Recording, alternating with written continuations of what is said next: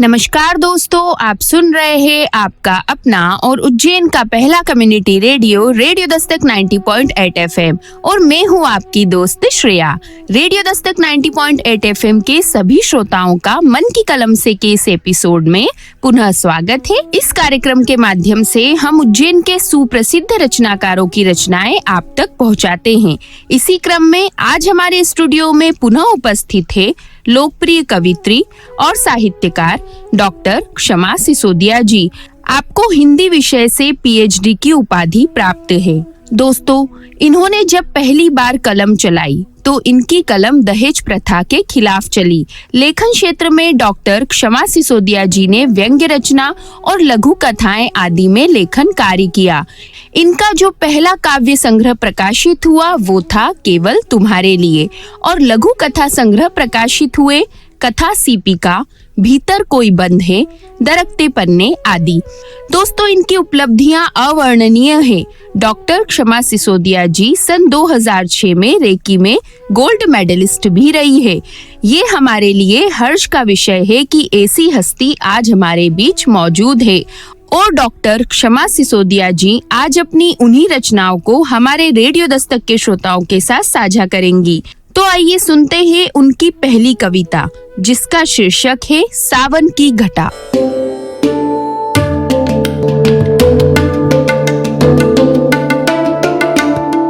Radio Dastak 90.8 FM पे मैं उज्जैन से डॉक्टर क्षमा सिसोदिया अपनी एक कविता लेके उपस्थित हुई हूँ, जिसका शीर्षक है सावन की घटा। सावन की घटा जब आती है, संग पिया की यादें लाती है।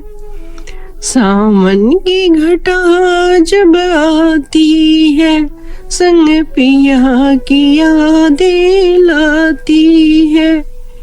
पिया मोरे परदेश बसे हैं, अखियों में कहाँ नैन बसे हैं। पिया मोरे परदेश बसे हैं, अखियों में कहाँ नैन बसे हैं।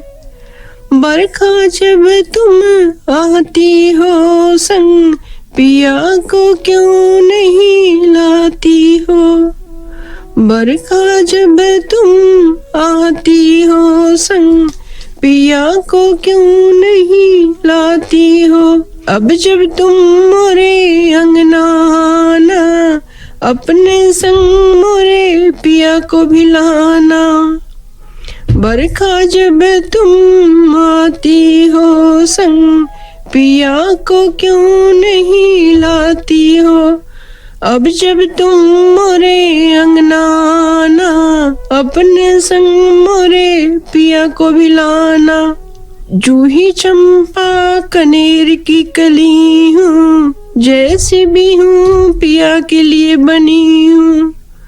जूही चंपा कनेर की कली हूँ, जैसी भी हूँ पिया के लिए बनी हूँ।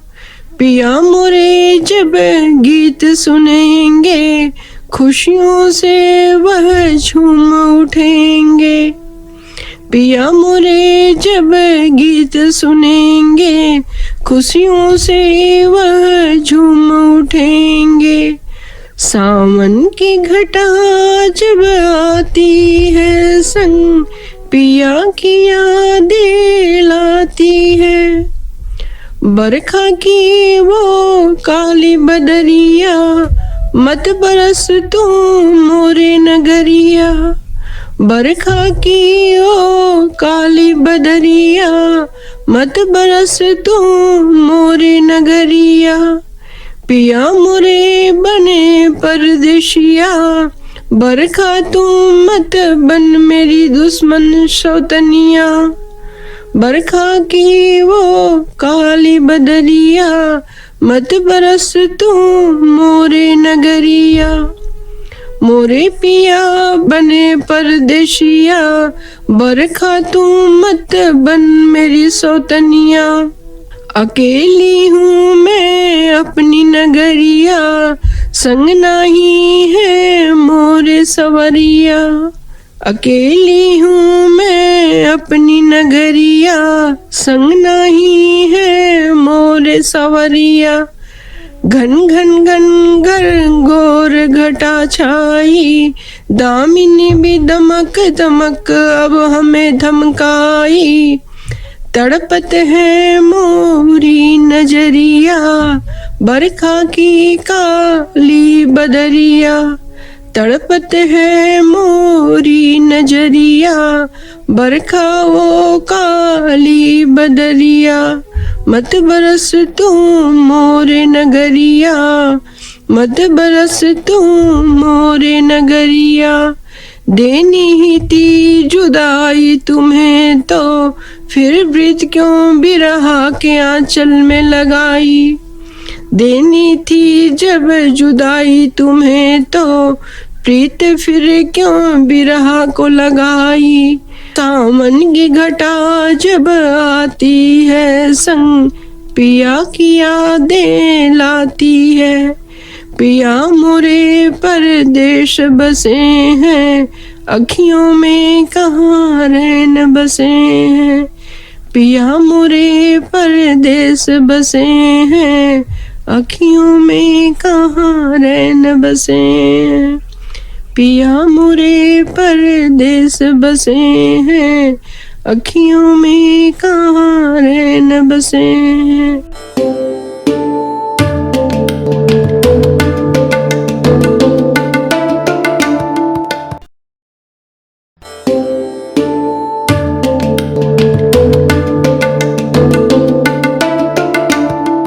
आप सुन रहे हैं आपका अपना और उज्जैन का पहला community radio, radio Dastak 90.8 FM।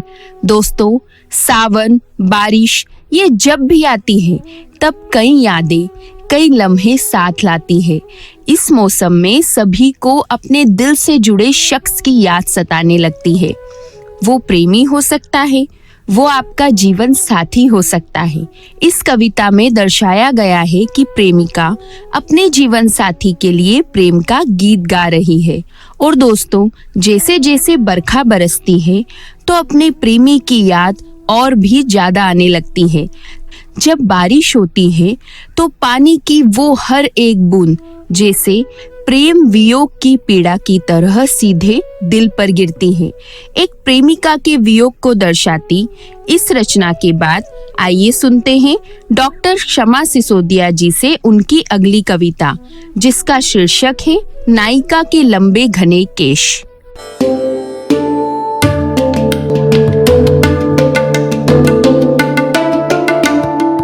Radio Dastak 90.8 FM पे मैं उज्जैन से डॉक्टर क्षमा सिसोदिया अपनी कविता लेके उपस्थित हुई हूँ, जिसका शीर्षक है नायिका के लंबे घने केश।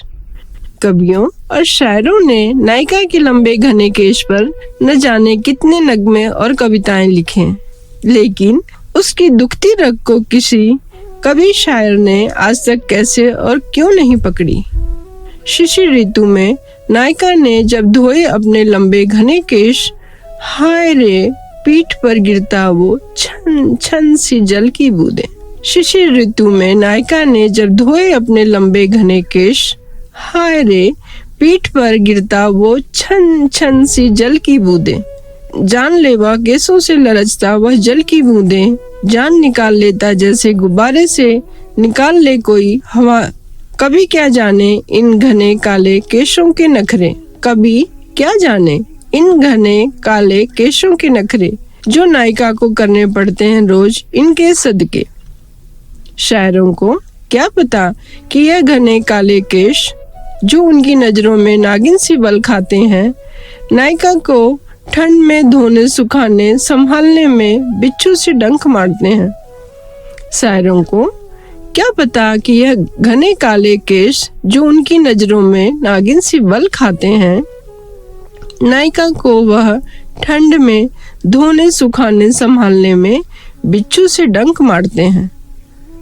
सौंदर्य उपासक कवि क्या जाने कि नायिका को इसके साज संभाल में कितने बेलने पड़ते हैं तरह तरह के पापड़। ठिठुरता हुआ सूरज जब बादलों के ओट में छुप जाता है, फिर बल खाते लंबे घने काले केश बहुत दुखदाई बनते हैं। ठिठुरता हुआ सूरज जब बादलों के ओट में छुप जाता है, फिर बल खाते लंबे घने काले केश बहुत दुखदाई बनते हैं। शायरों को क्या पता कि जुल्फों से लरसता वो जल की बूंदें, शायरों को क्या पता कि जुल्फों से लरसता वो जल की बूंदें नायिका के कान से टपकता उसके कांधों पर जब आता है। शायरों को क्या पता कि जुल्फों से लरसता वो जल की बूंदें नायिका के कान से टपकता उसके कांधे पर जब आता है। जुल्फों से गिरते जल की बूंदें जो उन्हें मोती सा लगता है, नायिका के पीठ को छन से दाग दे कोई ऐसा लगता है। जुल्फों से गिरते हुए जल की बूंदें जो उन्हें मोती सा लगता है, नायिका के पीठ को छन से दाग दे कोई ऐसा लगता है। कवि शायरों को क्या पता कि वह नागिन सी बल खाती चोटी को गूंथने में नायिका को कितना समय और कितना मेहनत लगता है। कवियों और शायरों ने नायिका के लंबे घने केश पर न जाने कितने लंबे और कितने कविताएं लिखे।